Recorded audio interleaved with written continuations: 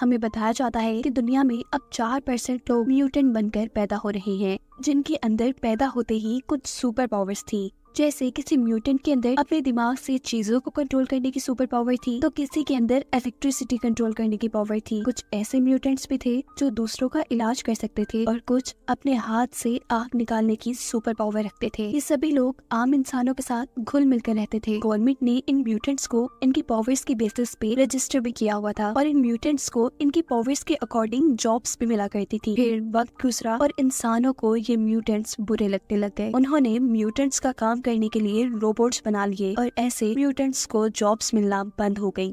Mutants का बुरा इस्तेमाल होना शुरू हो गया। इंसानों ने साइक नाम की एक ऐसी ड्रग बनाई जिनको म्यूटेंट्स की रीढ़ की हड्डी से निकाला जाता था। इस सब के बाद हमें कॉर्नर नामी एक लड़के को दिखाया जाता है जो एक म्यूटेंट था। उसकी मॉम भी उसी जैसी म्यूटेंट थी और उन्हें कैंसर था। कॉर्नर उन्हें लेकर काफी परेशान रहता था। म्यूटेंट्स को क्योंकि काम मिलना भी बंद हो चुका था, इसलिए कॉर्नर के पास अपनी मॉम का इलाज कराने के लिए पैसे नहीं थे। वो एक कंस्ट्रक्शन साइट पर काम करने के लिए आता है। उसके पास क्योंकि इलेक्ट्रिसिटी को कंट्रोल करने की पावर थी, इसीलिए उसे घर पर वायरिंग करने का काम मिला था। लेकिन कुछ ही देर में यहाँ पर पुलिस ड्रोन्स आ गए थे जो ऐलान करते हैं कि जितने भी म्यूटेंट्स यहाँ काम कर रहे हैं वो सभी बाहर आ जाएं। बिना खास सर्टिफिकेट के ये म्यूटेंट्स अब मजदूरी भी नहीं कर सकते थे और यहाँ काम करने वाले कई म्यूटेंट्स में से एक म्यूटेंट के पास वो खास सर्टिफिकेट नहीं था। इस म्यूटेंट को अरेस्ट कर लिया जाता है और अपने आप को बचाने के लिए ये म्यूटेंट अपनी फायर वाली सुपर पावर्स का इस्तेमाल करते हुए ऑफिसर्स पर हमला करके वहाँ से भागता है और इतने में ही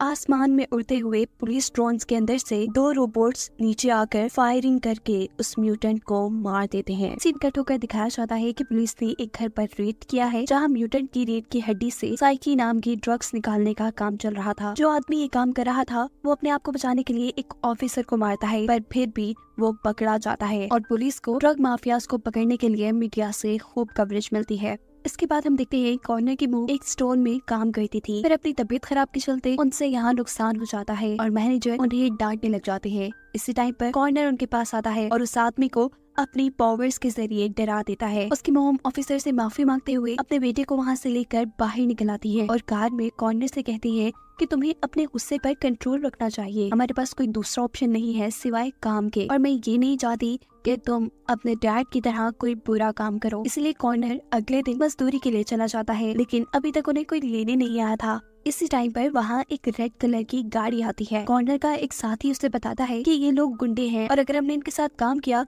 तो हम पुलिस के पंगों में भी फंस सकते हैं। लेकिन उस रेड गाड़ी में बैठा गैरी नाम का आदमी जब कॉर्नर से ये कहता है कि उसे इलेक्ट्रिसिटी कंट्रोल करने वाले एक म्यूटेंट की जरूरत है और वो छोटे से काम के लिए उसे $200 देगा, तो कॉर्नर ना चाहते हुए भी उनके साथ चला जाता है। गैरी इन सबको लेकर आता है एक बेस पर जहाँ से इन्हें चोरी करनी थी, पर गेट में करंट तोड़ रहा था। कॉर्नर अपनी पावर्स का यूज करते हुए यहाँ का सारा करंट खत्म कर देता है, जिसके बाद एक लड़की अपनी आग वाली पावर्स से यहाँ के लॉक को मेल्ट कर देती है और ये लोग बड़े ही आराम से चोरी करके वहाँ से भाग जाते हैं। भागते हुए उनके पीछे पुलिस के ड्रोन लग चुके थे। ये लोग अपनी गाड़ी को एक ब्रिज के नीचे छुपाते हुए उसके ऊपर से रेड कवर उतार देते हैं और ब्रिज के बाहर जाने पर ड्रोन्स इस गाड़ी को डिटेक्ट कर ही नहीं पाते। ड्रोन वहाँ से चला जाता है और ये सब एक क्लब में आते हैं जहाँ इनके ग्रुप के लीडर यानी गैरी को एक और टास्क मिलता है एक बैंक को लूटने का, जिसके बदले उनको काफी पैसे मिलने वाले थे। दिखाया जाता है कि पुलिस ऑफिसर अब उस पॉइंट पे है जहाँ पिछले दिन गैरी और कॉर्नर ने चोरी की थी। पुलिस जान जाती है कि ये काम उसी माफिया गैंग का है जिनके पीछे वो काफी टाइम से पड़े हुए हैं और अब उनके गैंग को किसी इलेक्ट्रिसिटी कंट्रोल करने वाले म्यूटेंट ने ज्वाइन किया है, जिसका अंदाजा उन्हें यहाँ के खराब हुए इलेक्ट्रिसिटी गेट से लगा था। यहाँ गैरी कॉर्नर की पावर्स का अंदाजा लगाने के लिए उसे एक कार के अलार्म सिस्टम को बंद करने को कहता है। कॉर्नर के ऐसा करते ही वो लोग इस कार को चुरा कर एक बेस में पहुंचते हैं जहाँ गैरी कॉर्नर की ट्रेनिंग करना शुरू कर देता है। कॉर्नर को $25,000 दिए जाते हैं। यहाँ कॉर्नर को ये भी पता चलता है कि गैरी के पास अपने दिमाग से चीजों को कंट्रोल करने की पावर है, यानी वो भी एक म्यूटेंट है। इसके बाद ये लोग उसी बैंक पे जाते हैं जिसे इन्हें लूटना था। वहाँ के सारे सिक्योरिटी सिस्टम का पता चलाने के बाद ये लोग बैंक लूटने का एक प्रॉपर प्लान बनाते हुए आखिर एक दिन अपने पूरे गैंग के साथ इस बैंक को लूटने के लिए यहाँ पे पहुँच जाते हैं। गैरी अपनी पावर से यहाँ की सभी चीजों को गिरा देता है और यहाँ के सिक्योरिटी ऑफिसर्स को भी पकड़ लेता है, जबकि दूसरी तरफ कॉर्नर अपनी इलेक्ट्रिसिटी वाली पावर से यहाँ की तिजोरी खोल लेता है। लेकिन अफसोस अंदर तो पैसे ही नहीं थे। जो देख गैरी को गुस्सा आ जाता है वो आकर बैंक मैनेजर से पूछता है कि यहाँ के पैसे कहाँ गए। बैंक मैनेजर बताती है कि हर फ्राइडे को यहाँ के पैसे एक बड़ी ब्रांच में पहुँचा दिए जाते हैं। अब यहाँ सिर्फ $50,000 थे जिसे ये लोग चुरा कर यहाँ से भागने का डिसाइड करते हैं। वो जैसे ही बैंक से बाहर निकलते हैं तो पुलिस के ड्रोन्स उनको पकड़ने के लिए यहाँ आए हुए थे। कॉर्नर अपनी तेज इलेक्ट्रिसिटी पावर्स का इस्तेमाल करते हुए ड्रोन को खूब बिजली के झटके देकर वहाँ से दूर फेंकता है और मौका पाते ही ये चारों यहाँ से भाग जाते हैं। गैरी अब भड़का हुआ उस क्लब में आया था जहाँ वो माफिया के बंदे से मिलता है। वो उसे खूब सुनाता है कि तुम्हारे पास जितनी भी इंफॉर्मेशन थी वो गलत थी, वहाँ पर बिल्कुल पैसे नहीं थे, हमने इतना बड़ा रिस्क भी लिया और हमें मिले सिर्फ $50,000 और मैं जानता हूँ जिसमें से तुम मुझे कुछ नहीं दोगे। इन्हीं बातों के दौरान एक लड़की पीछे से माफिया के आदमी के ऊपर हमला करने आती है, जिसे वक्त रहते ही कॉर्नर देख चुका था। वो उसे करंट देकर वहाँ से खत्म करता है, जिसके बाद वो लड़की कॉर्नर को पकड़कर कॉर्नर को ही मारने वाली थी, पर पीछे से गार्ड उसे शूट करके मार देते हैं। कॉर्नर को बस हाथ पे छोटी सी चोट आई थी। क्लब में मौजूद एक लड़की उसके पास आकर उसका जख्म ठीक कर देती है, जिसे देखकर कॉर्नर बहुत हैरान होता है और वो कहता है कि तुम्हारे पास तो लोगों को ठीक करने की ताकत है, तुम इन बुरे लोगों के साथ क्या कर रही हो। इससे पहले कि वो लड़की को जवाब देती एक गार्ड उसे बुलाने आ जाता है, ये कहते हुए कि तुम्हें बॉस बुला रहे हैं। यकीनन वो बॉस की फ्रेंड थी। कॉर्नर अब घर आ जाता है जहाँ वो देखता है कि उसकी मॉम ने उसके संभाले हुए सारे पैसे देख लिए हैं। वो ये बात जान गई थी कि कॉर्नर अब कोई काम नहीं कर रहा बल्कि बुरे कामों में लग चुका है, जिसका जवाब कॉर्नर देता है कि मोहम मैं बस आपको ठीक देखना चाहता हूँ, इसके लिए चाहे मुझे कुछ भी करना पड़ जाए। अभी वो यही बात कह रहा था कि उसकी मॉम बेहोश हो जाती है। कॉर्नर उन्हें लेकर हॉस्पिटल जाता है जहाँ डॉक्टर उन्हें बताते हैं कि उसकी मॉम म्यूटेंट है और उसकी सारी पावर्स उसके दिमाग को डैमेज कर रही है। वो हॉस्पिटल से बाहर निकलता है तो यहाँ उसे 2 पुलिस ऑफिसर्स मिलते हैं। पुलिस स्टेशन लाने के बाद वो उसे इन्वेस्टिगेशन करना शुरू करते हैं और कहते हैं कि अब तुम्हें गैरी के साथ देखा जाने लगा है, वो बुरे काम करता है और तुम लोग मिलकर चोरियां कर रहे हो आजकल। कॉर्नर कहता है नहीं, मैंने कोई बुरा काम नहीं किया, गैरी सिर्फ मेरा दोस्त है। ये पुलिस वाले उसे बताते हैं कि कुछ दिनों बाद हम उन माफिया के पकड़े हुए ड्रग्स को जलाने वाले हैं जिस माफिया के लिए गैरी और तुम काम कर रहे हो। तुम्हें अगर उस माफिया के बारे में कुछ भी पता है, अगर तुम हमें बता दो तो तुम्हारी जान छूट सकती है। पर कॉर्नर जवाब देता है नहीं, मैं उनके बारे में कुछ नहीं जानता। पुलिस इस मर्तबा उसे छोड़ देती है और वो अब क्लब के अंदर आता है जहाँ माफिया का बंदा उसका दिमाग रीड करता है और ये बात पता चला लेता है कि उसने अभी तक पुलिस को कुछ नहीं बताया। कॉर्नर से कहता है कि मुझे पैसे चाहिए। वो माफिया का बंदा कहता है कि अगर तुम लोगों ने पुलिस वालों से वो ड्रग्स बचा ली तो हमें $1 करोड़ मिल सकते हैं, जिसमें से मैं तुम्हें पैसे दे दूंगा। कॉर्नर कहता है नहीं,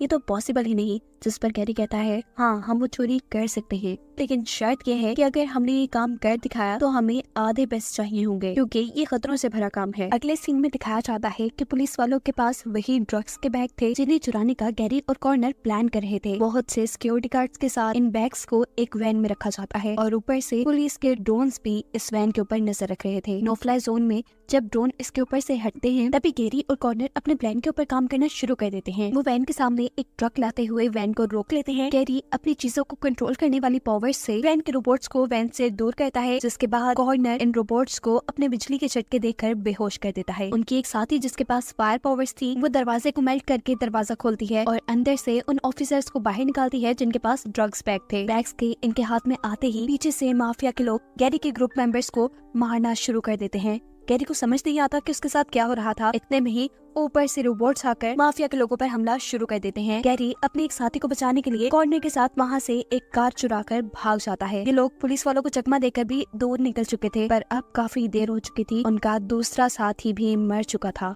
असल में माफिया के उस आदमी ने इन लोगों को धोखा दिया था। वो सिर्फ ड्रग्स के बैग्स लेने के लिए इनका इस्तेमाल कर रहा था और इसी सारी वजह से कॉर्नर भी गुस्से में था।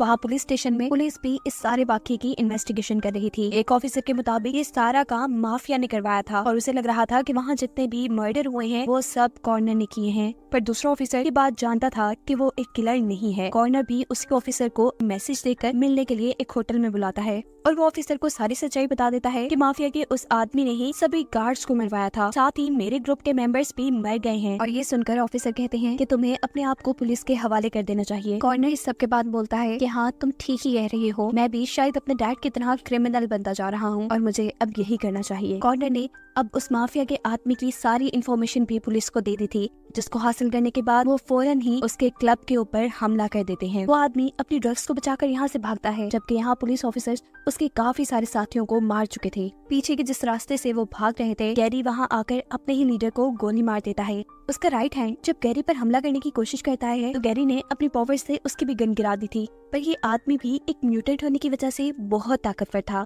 वो जब गैरी के कंट्रोल में नहीं आ रहा था तो पीछे से कॉर्नर आकर उसे अपनी इलेक्ट्रिसिटी के पावर से जख्मी कर देता है, पर इस आदमी को ज्यादा फर्क नहीं पड़ा था। वो अब गैरी और कॉर्नर दोनों को ही गिराकर एक ही वक्त में मारने वाला था और उस टाइम पर गैरी अपने चाकू को उसकी आंख में घुसा देता है। उसकी ताकत को कम करने के लिए यहाँ कॉर्नर दोबारा उसके ऊपर बिजली से हमला करता है, जिसके बाद आखिर उसकी मौत हो जाती है। जिसके बाद गैरी जाता है अपने बॉस के पास और अपनी पावर से उसका गला दबाते हुए उसे मार देता है और कहता है कि ये था सिर्फ मेरे साथियों को मारने का बदला। या माफिया के साथ में की जो दोस्त थी जिसके पास किसी को भी ठीक करने की ताकत थी, कॉर्नर उससे कहता है कि मेरे साथ चलो, मेरी मॉम बीमार है और तुम उन्हें ठीक करना। ये लड़की कॉर्नर को अपना बाजू दिखाती है। बाजू पे वही जख्म था जो उसने कॉर्नर का ठीक किया था। इसका मतलब कि वो लड़की किसी को भी ठीक नहीं कर सकती थी, बस उसकी बीमारी खुद पर ले सकती थी। लेकिन कॉर्नर को इस चीज से फर्क नहीं पड़ता। वो उसे लेकर अपनी मॉम के पास हॉस्पिटल में आ जाता है। ये लड़की उसकी मॉम का कैंसर अपनी बॉडी में लेना शुरू कर देती है। इससे उसे बहुत दर्द हो रहा था। वो एक जोरदार चीख मारती है और यहाँ कॉर्नर का भी दिल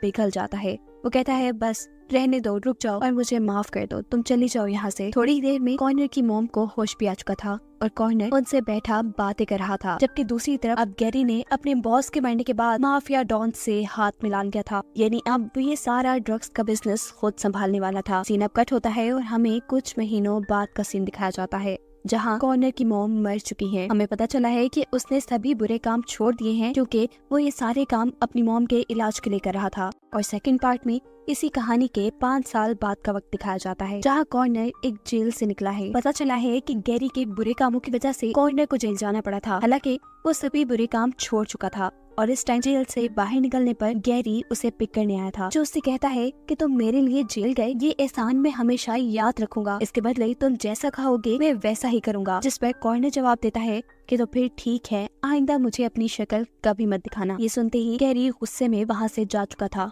जिसके अगले सीन में हमें बताया जाता है कि जिस तरह पहले रोबोट सभी म्यूटेंट्स को पकड़कर मार दिया करते थे, इसी वजह से अब म्यूटेंट्स की सेफ्टी के लिए K9 रोबोट्स बनाए गए हैं। ये डॉग्स जैसे दिखने वाले रोबोट्स अपने दुश्मनों को मारते नहीं थे, बल्कि उनके पाँव पे हमला करके उन्हें गिरा देते थे। और अगर उनका दुश्मन हाथ ऊपर करके सरेंडर कर देता था तो वो उन्हें और कोई नुकसान नहीं पहुंचा पाते। इन रोबोटिक डॉग्स पर इलेक्ट्रिसिटी और आग का कोई असर नहीं था। ये सब यहाँ खड़ी एक मिया नामी बच्ची भी देख रही थी, जिसका भाई गैरी के लिए ही ड्रग सेल करता था। वो गैरी से मिलकर गैरी को अपनी सुपर पावर्स दिखाता है, क्योंकि वो चाहता था कि वो ड्रग्स बेचने के अलावा और भी बुरे कामों में इन्वॉल्व हो। पर यहाँ गैरी की गार्ड उसे बुरी तरह उठाकर गिराती है, जो चीज उसे काफी गुस्सा दिला चुकी थी। खैर अगले सीन में दिखाया जाता है कि गैरी अपने कुछ लोगों को पैसों का एक बैग किसी ठिकाने पर पहुंचाने को कह रहा है। वो लोग पैसों का बैग लेकर एक कचरे के डब्बे में डाल देते हैं, जो चीज मिया का भाई देख चुका था। वो यहाँ से पैसे निकाल लेता है और इससे पहले कि वो इन्हें चुरा कर यहाँ से भाग पाता, पुलिस की एक कार यहाँ आकर रुकती है, जिसके अंदर वही ऑफिसर जो था जिसे पहले हम K9 रोबोट्स को इंट्रोड्यूस करवाते हुए देख चुके हैं। उसे जब पता चलता है कि यहाँ पैसे नहीं हैं, तो वो अपने लोगों से कहता है कि मुझे इस चीज से फर्क नहीं पड़ता, मुझे बस अपना हिस्सा चाहिए और ये बात गैरी तक पहुँचा दो। इनकी बातों के दौरान एक पुलिस ऑफिसर यहाँ पर मिया के भाई को देख चुका था। अपने आप को बचाने के लिए वो लड़का यहाँ से भागता है और ऑफिसर जो उसके पीछे अपना K9 रोबोट छोड़ देता है। भागते भागते अभी लड़का गिर चुका था। वो हाथ उठाकर K9 के सामने सरेंडर कर देता है, लेकिन जो के कहने पर फिर भी K9 उसे एक खास ड्रग देकर मार चुका था। ये सब उसकी बहन मिया भी देख चुकी थी और इसीलिए K9 मिया पर भी हमला कर देता है। सीन कट होकर अब हमें कॉर्नर को दिखाया जाता है, जो एक कम्युनिटी सेंटर में सफाई का काम करता है। यहीं पर उसे एक पुराने पुलिस ऑफिसर मिलने के लिए आते हैं, जो उसे बताते हैं कि तुम तो गैरी की जगह जेल चले गए थे और तुम्हारे पीछे उसने शहर में साइकी ड्रग का एक बहुत बड़ा बिजनेस कर लिया है। यहाँ तक कि उसने पुलिस के बड़े ऑफिसर्स को भी साथ मिला लिया है। मैं चाहता हूँ कि तुम उन्हें पकड़वाने में मेरी मदद करो। पर कॉर्नर ऑफिसर को ये कहते हुए साफ मना कर देता है कि मैं अब उनके साथ काम नहीं करता और ना ही मेरे पास उनकी कोई जानकारी है। यहाँ कॉर्नर जो अपने कम्युनिटी सेंटर के बाहर से सफाई कर रहा था, उसे एक कैबिन के अंदर मिया डरी हुई दिखाई देती है। वो उसे लेकर अंदर आ जाता है। कम्युनिटी सेंटर की मालिक मिया से बात करती है और इन्हें पता चलता है कि रात में मिया के भाई को पुलिस डॉग्स ने मार दिया। कॉर्नर को उस बात पे यकीन नहीं हो रहा था, क्योंकि वो डॉग ऐसा काम नहीं करते थे। यहाँ न्यूज में वो लोग देखते हैं कि मिया के भाई के ही मरने की खबर चल रही थी और ऑफिसर ऑफिसर जो सबको बता रहे थे कि वो लड़का ड्रग की ओवरडोज लेने की वजह से मर गया। मिया गुस्से में टीवी बंद कर देती है और कॉर्नर से कहती है नहीं ये झूठ बोल रही है, वो ड्रग्स नहीं लेता था। अभी कॉर्नर तो उसकी पावर्स देख के हैरान था और तभी मिया बोलती है कि मुझे सुनाई दिया है कि यहाँ पर पुलिस ऑफिसर्स पहुंच चुके हैं। ये दोनों पुलिस से बचने के लिए अब बिल्डिंग के भी पिछले रास्ते से भागते हैं, लेकिन पीछे से पुलिस के ड्रोन्स के अंदर से रोबोट्स इनको पकड़ने के लिए उतर चुके थे, जिनके ऊपर कॉर्नर अपनी इलेक्ट्रिसिटी पावर से हमला करके उन दोनों को ही तोड़ देता है और मिया ऊपर चलने वाले ड्रोन को अपनी पावर से बंद कर देती है। ये लोग भागकर एक रेस्टोरेंट में जाते हैं और यहाँ कॉर्नर गैरी को मिलने के लिए बुलाता है। गैरी उससे पूछता है कि क्या बात है, तुमने मुझे यहाँ क्यों बुलाया? जिस पर कॉर्नर जवाब देता है कि मुझे किसी को इस शहर से बाहर निकालना है, वो भी पुलिस की नजरों से बचाते हुए। गैरी कहता है मैं जान वही लड़की ना जो तुम्हारे पीछे बैठी है, जिसका भाई मेरे लिए ड्रग्स बेचने का काम करता था। उसने मेरे और मेरे पार्टनर्स के दरमियान में चोरी की और ऑफिसर्स के हाथों वो मारा गया। ये सब इस लड़की ने भी देख लिया है और ऑफिसर इस लड़की को ढूंढ रही है। इस लड़की की सुपर पावर्स भी कमाल की हैं। कॉर्नर हैरान था कि गैरी को ये सारी बातें कैसे पता है। गैरी कहता है वो सब तुम छोड़ दो, तुम इस लड़की को सेफ रखना चाहते हो और इसकी जिम्मेदारी मैं ले लूंगा, लेकिन इसके लिए इसके दिमाग से वो मेमोरी निकालनी पड़ेगी जिसमें इसके भाई को पुलिस ऑफिसर्स ने मारा था, नहीं तो पुलिस वाले इसे पकड़कर मार देंगे। ये लोग इस बच्चे को लेकर अब एक ऐसी औरत के पास आती है जो मिया का हाथ पकड़कर उसके भाई की मेमोरीज को उसकी यादों से मिटाना शुरू कर देती है। कॉर्नर कहता है कि हमने तो सिर्फ एक याद मिटाने की बात की थी और तुम सारी बातें मिटाने चले हो। जिस पर वो औरत कहती है कि एक याद नहीं मिट सकती, सारी यादें मिटाना जरूरी है। कॉर्नर ऐसा नहीं चाहता था। वो ये सब बंद करने के लिए जैसे ही आगे बढ़ता है तो गैरी का एक आदमी अपनी आंख से उसके ऊपर हमला कर देता है, जिससे बचने के लिए कॉर्नर उसका हाथ जैसे ही ऊपर करता है तो ऊपर लगे हुए पानी के पाइप फट जाते हैं। ऐसे मिया की यादें मिटाने का सिलसिला रुक जाता है और दूसरी तरफ कॉर्नर बहुत ज्यादा गुस्से में आ चुका था। वो गैरी से इस बुरी चाल का बदला लेने के लिए यहाँ पानी के अंदर करंट छोड़ देता है। गैरी के साथ उसके सभी साथियों को बहुत बुरा करंट लगता है और अब वो मिया को लेकर अपनी बॉस के पास आ जाता है। मिया इस टाइम कॉर्नर से नाराज थी और उसकी बॉस मिया का गुस्सा ठंडा करने के लिए उसे कहती है मैं जानती हूँ कॉर्नर को, वो एक अच्छा आदमी है, हाँ बस कभी कभार कुछ बुरे काम कर जाता है, लेकिन मैं जानती हूँ कि तुम उसे इसके लिए माफ कर दोगी। इसी टाइम इन लोगों के ऊपर पुलिस वाले नजर भी रख रहे थे। ऑफिसर जो इनकी लोकेशन गैरी को बता देते हैं, जो इनकी गाड़ी को एक पुल के नीचे रोक लेता है। वो यहाँ पर मिया को मारना चाहता था। कॉर्नर उससे कहता है कि तुम मेरे स्थान का बदला इस बच्ची को मार कर ले रहे हो, इस बच्ची को मारने से पहले तुम्हें मुझे मारना पड़ेगा। गैरी उसे मारने के लिए गन तानता है,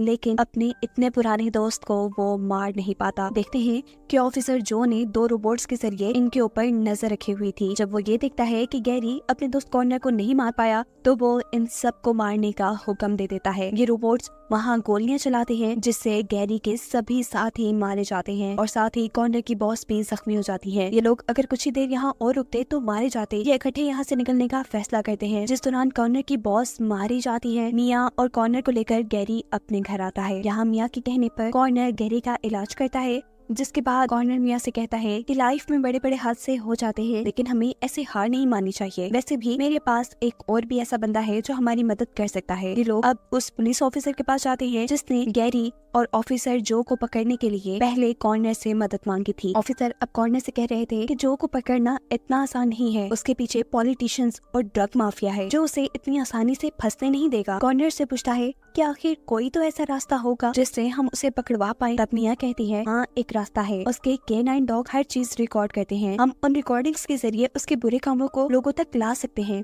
तब गैरी इन्हें बताता है कि जो के पास उसका एक पर्सनल K9 डॉग भी है और उसी ने ही मिया के भाई को मारा था। अगर उसकी सारी मेमोरी को किसी डिवाइस में ट्रांसफर कर दे तो उनका काम बन सकता है।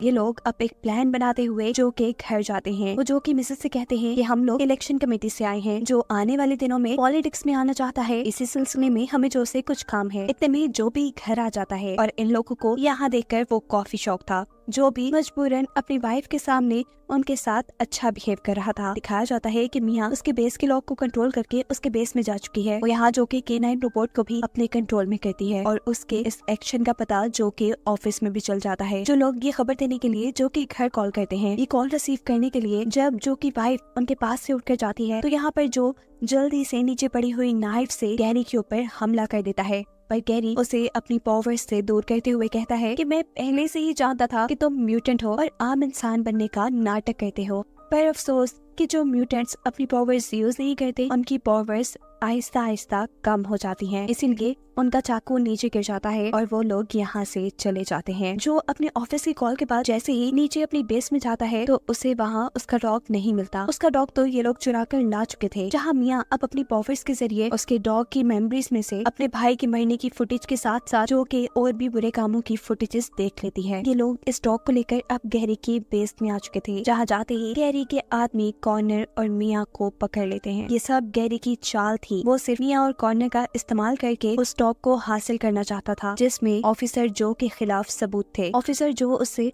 उसके ड्रग्स बिजनेस का आधा प्रॉफिट ले लिया करते थे, पर अब उसके पास जो के खिलाफ सबूत थे जिसका इस्तेमाल करते हुए वो जो को ब्लैकमेल कर सकता था। पीछे जो भी अपनी पूरी फोर्स के साथ आ चुका था, जिसके बाद गैरी उसके K9 रोबोट की सर को छोड़कर पूरी बॉडी लेकर जाता है और कहता है ये पकड़ो अपना रोबोट, इसका सर अब मेरे पास है जिसमें तुम्हारे खिलाफ सबूत हैं और अब तुम मुझे ब्लैकमेल नहीं कर सकते। ये सुनते ही जो चाकू से उसके ऊपर हमला कर देता है। कॉर्नर गैरी के बंदों से कहता है कि जल्दी से वो सर मेरे हवाले कर दो, अगर वो लोग यहाँ आ गए तो तुम लोग कुछ भी नहीं कर पाओगे। ये सुनते ही गैरी के लोग उन्हें K9 रोबोट का सर दे देते हैं, पर फोर्स अब यहाँ तक आ चुकी थी। कॉर्नर अपने इलेक्ट्रिसिटी की पावर से इन लोगों के ऊपर हमला करता है जिस हमले से इनको कुछ भी नहीं होता। तभी ऑफिसर्स यहाँ गैरी के लोगों को मारना शुरू कर देते हैं और कॉर्नर वक्त रहते ही मिया को लेकर यहाँ से भागने लगता है। लेकिन अब ऑफिसर्स इनके पीछे अपना K9 रोबोट छोड़ देते हैं। जो K9 रोबोट अब कॉर्नर पर हमला कर चुका था, कॉर्नर उसे अपनी इलेक्ट्रिसिटी की पावर से मारने की कोशिश करता है जिससे इस रोबोट को कुछ भी नहीं होता। ये डॉग अब कॉर्नर को ड्रग की ओवरडोज देकर मारने वाला था कि तभी मिया उस डॉग को अपने कंट्रोल में कर लेती है। इतने में ही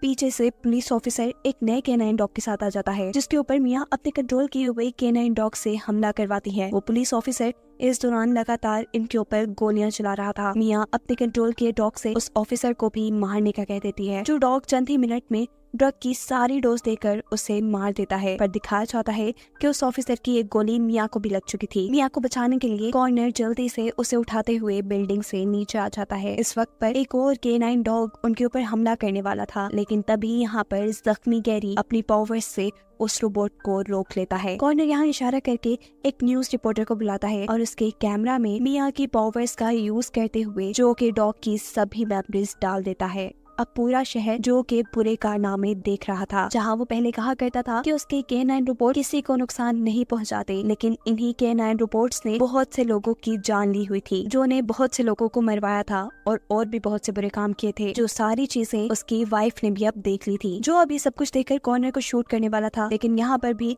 गैरी अपनी पावर्स से उसके हाथ को कंट्रोल कर लेता है और वो पुलिस ऑफिसर जो कॉर्नर की मदद कर रहा था वो यहाँ आकर जो को अब अरेस्ट कर चुका था। जिसके बाद सीन यहीं से कट होकर कुछ माह बाद का सीन दिखाया जाता है, जहाँ कॉर्नर अब दोबारा से कम्युनिटी सेंटर में सफाई का काम करने लगा है। अब यहाँ पर काफी बच्चे भी आते हैं और यही हमें मिया भी देखने को मिलती है। दूसरी तरफ जो कभी उसके बुरे कामों की सजा मिल चुकी थी और ये खबर न्यूज पर गैरी जेल में देख रहा था, जो सुन वो काफी खुश था और यही दिखाते हुए ये कहानी यहाँ खत्म हो जाती है।